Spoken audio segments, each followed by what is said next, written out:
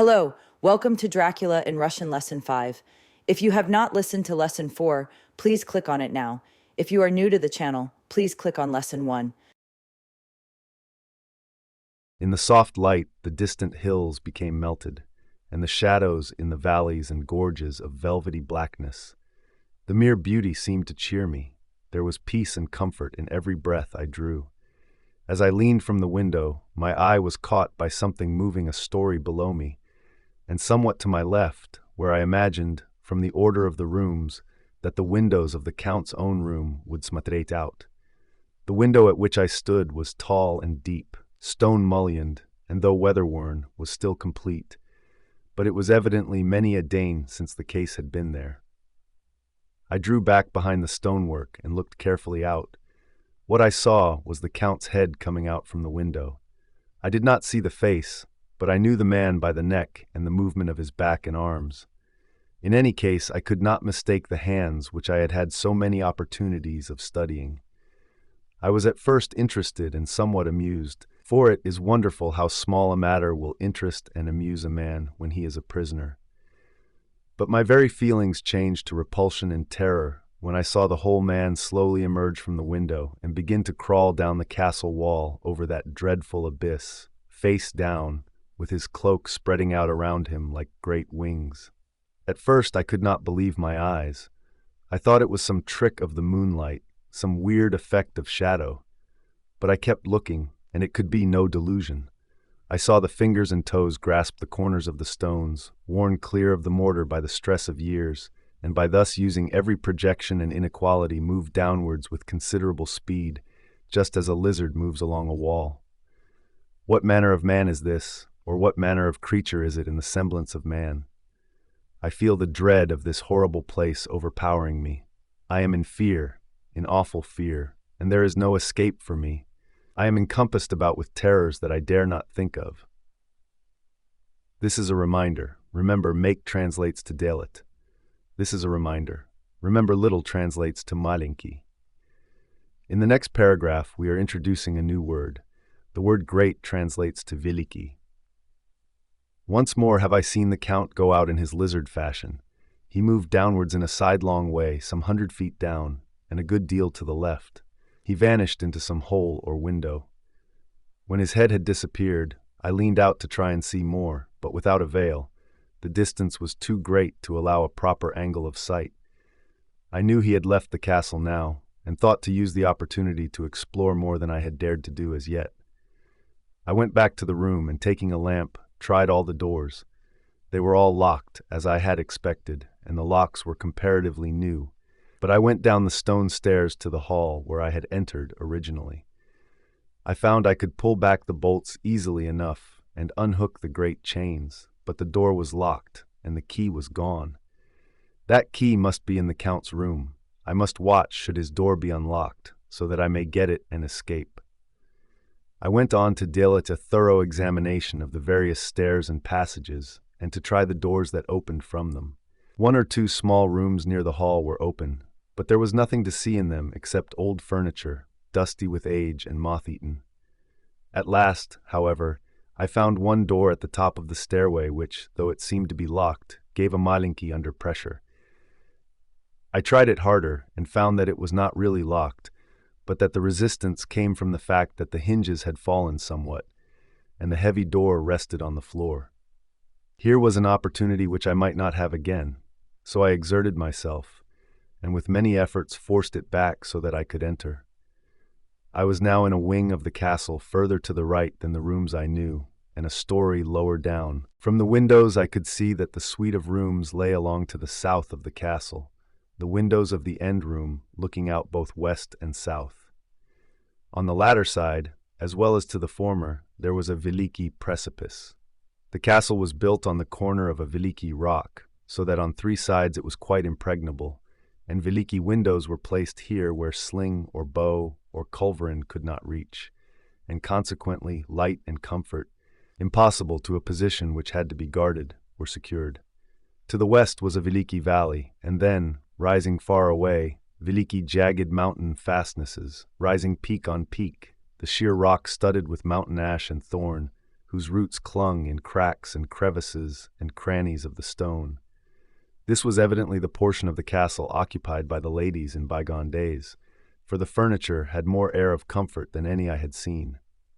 The windows were curtainless, and the yellow moonlight, flooding in through the diamond panes, enabled one to see even colors, whilst it softened the wealth of dust which lay over all, and disguised in some measure the ravages of time and the moth.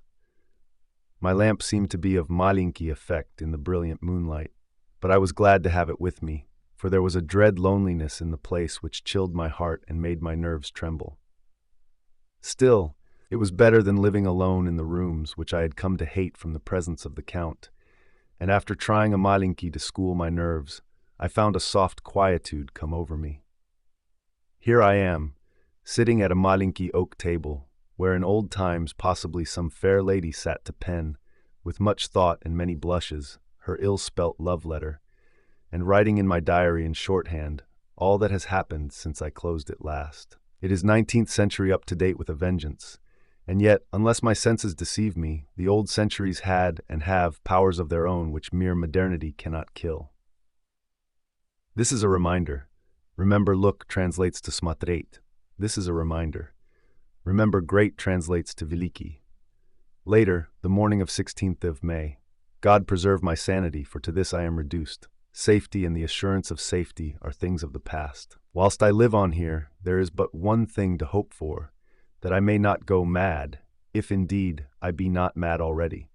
If I be sane, then surely it is maddening to think that of all the foul things that lurk in this hateful place, the Count is the least dreadful to me. That to him alone I can smatret for safety, even though this be only whilst I can serve his purpose. Veliki God, merciful God, let me be calm, for out of that way lies madness indeed. I begin to get new lights on certain things which have puzzled me. Up to now I never quite knew what Shakespeare meant when he made Hamlet say, "My tablets, quick, my tablets, 'tis meet that I put it down," etc. For now, feeling as though my own brain were unhinged, or as if the shock had come which must end in its undoing, I turned to my diary for repose. The habit of entering accurately must help to soothe me. The Count's mysterious warning frightened me at the time. It frightens me more now when I think of it, for in future he has a fearful hold upon me. I shall fear to doubt what he may say. This is a reminder. Remember sleep translates to sput. This is a reminder. Remember great translates to veliki. This is a reminder. Remember look translates to smatret. When I had written in my diary and had fortunately replaced the book and pen in my pocket, I felt sleepy. The Count's warning came into my mind, but I took a pleasure in disobeying it. The sense of sput was upon me, and with it the obstinacy which sput brings as outrider. The soft moonlight soothed, and the wide expanse without gave a sense of freedom which refreshed me. I determined not to return tonight to the gloom-haunted rooms, but to sput here, where, of old, ladies had sat and sung and lived sweet lives whilst their gentle breasts were sad for their menfolk away in the midst of remorseless wars. I drew a veliki couch out of its place near the corner, so that as I lay I could smatret at the lovely view to east and south, and unthinking of and uncaring for the dust, composed myself for sput. I suppose I must have fallen asleep. I hope so, but I fear for all that followed was startlingly real. So real that now sitting here in the broad, full sunlight of the morning, I cannot in the least believe that it was all sput. This is a reminder. Remember great translates to veliki. This is a reminder. Remember day translates to dane. I was not alone. The room was the same, unchanged in any way since I came into it. I could see along the floor, in the brilliant moonlight, my own footsteps marked where I had disturbed the long accumulation of dust. In the moonlight opposite me were 3 young women, ladies by their dress and manner. I thought at the time that I must be dreaming when I saw them, for though the moonlight was behind them, they threw no shadow on the floor. They came close to me and looked at me for some time and then whispered together.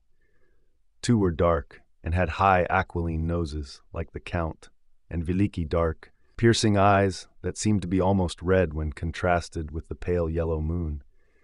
The other was fair as can be, with veliki wavy masses of golden hair and eyes like pale sapphires. I seemed somehow to know her face, and to know it in connection with some dreamy fear, but I could not recollect at the moment how or where.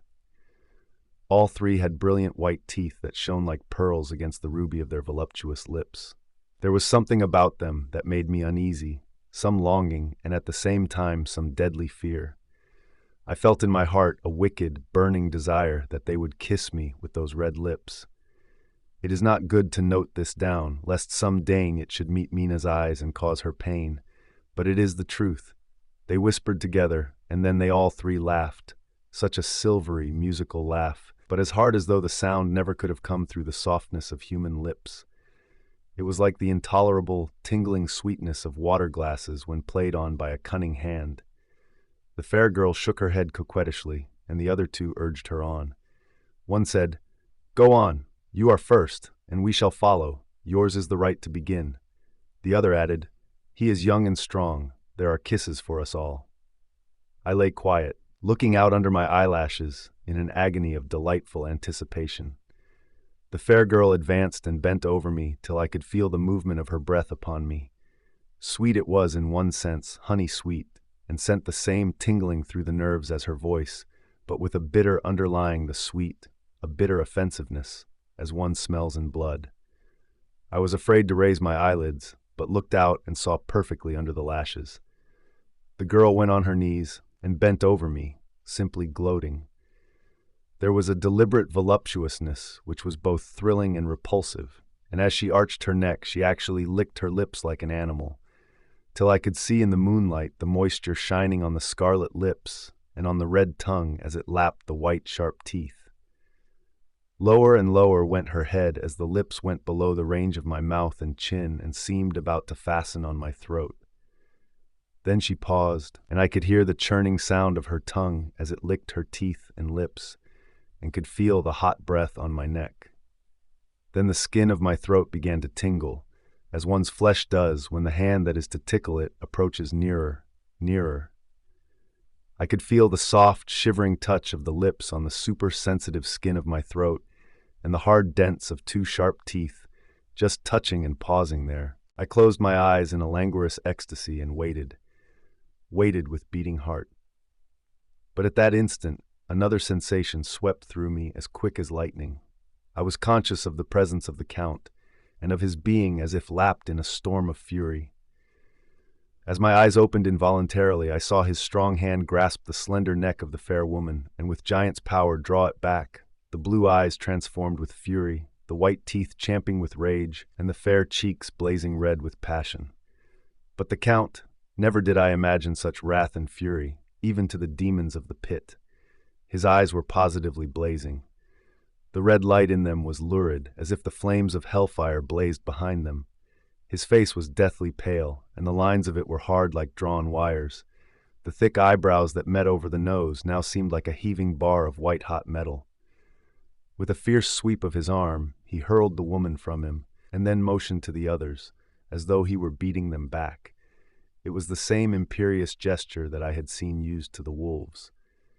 In a voice which, though low and almost in a whisper, seemed to cut through the air and then ring round the room, he said, "How dare you touch him, any of you? How dare you cast eyes on him when I had forbidden it? Back, I tell you all. This man belongs to me. Beware how you meddle with him, or you'll have to deal with me." The fair girl, with a laugh of ribald coquetry, turned to answer him. "You yourself never loved, you never love." On this the other women joined, and such a mirthless, hard, soulless laughter rang through the room that it almost made me faint to hear. It seemed like the pleasure of fiends. Then the Count turned, after looking at my face attentively, and said in a soft whisper, "Yes, I too can love. You yourselves can tell it from the past. Is it not so? Well, now I promise you that when I am done with him, you shall kiss him at your will. Now go, go, I must awaken him, for there is work to be done." "Are we to have nothing tonight?" said one of them, with a low laugh, as she pointed to the bag which he had thrown upon the floor, and which moved as though there were some living thing within it. For answer he nodded his head. One of the women jumped forward and opened it. If my ears did not deceive me, there was a gasp and a low wail, as of a half-smothered child. The women closed round, whilst I was aghast with horror. but as I looked, they disappeared, and with them the dreadful bag. There was no door near them, and they could not have passed me without my noticing. They simply seemed to fade into the rays of the moonlight and pass out through the window, for I could see outside the dim, shadowy forms for a moment before they entirely faded away. Then the horror overcame me, and I sank down unconscious. Chapter 4, Jonathan Harker's Journal, continued. This is a reminder. Remember, look translates to smatret. I awoke in my own bed. If it be that I had not dreamt, the Count must have carried me here. I tried to satisfy myself on the subject, but could not arrive at any unquestionable result. To be sure, there were certain small evidences, such as that my clothes were folded and laid by in a manner which was not my habit. My watch was still unwound, and I am rigorously accustomed to wind it the last thing before going to bed, and many such details. But these things are no proof, for they may have been evidences that my mind was not as usual, and from some cause or another, I had certainly been much upset.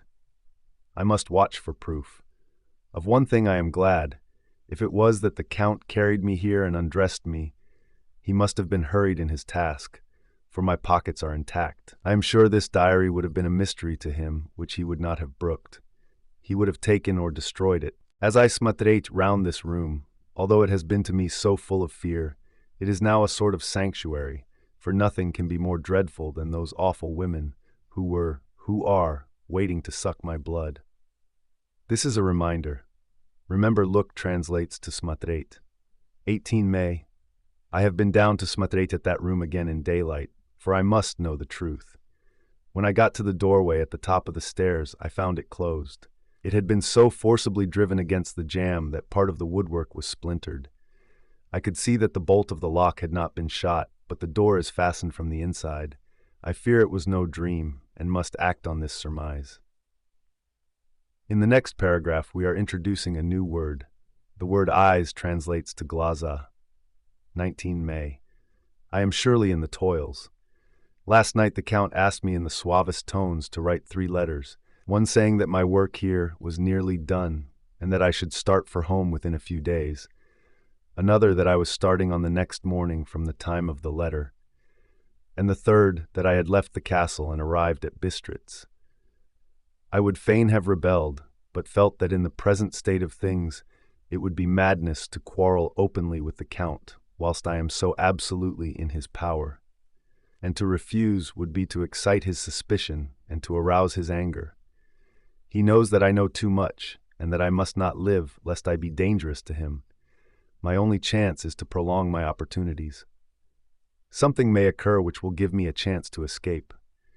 I saw in his glaza something of that gathering wrath which was manifest when he hurled that fair woman from him.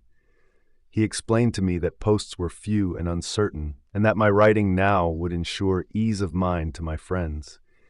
And he assured me with so much impressiveness that he would countermand the later letters, which would be held over at Bistritz until due time in case chance would admit of my prolonging my stay, that to oppose him would have been to create new suspicion.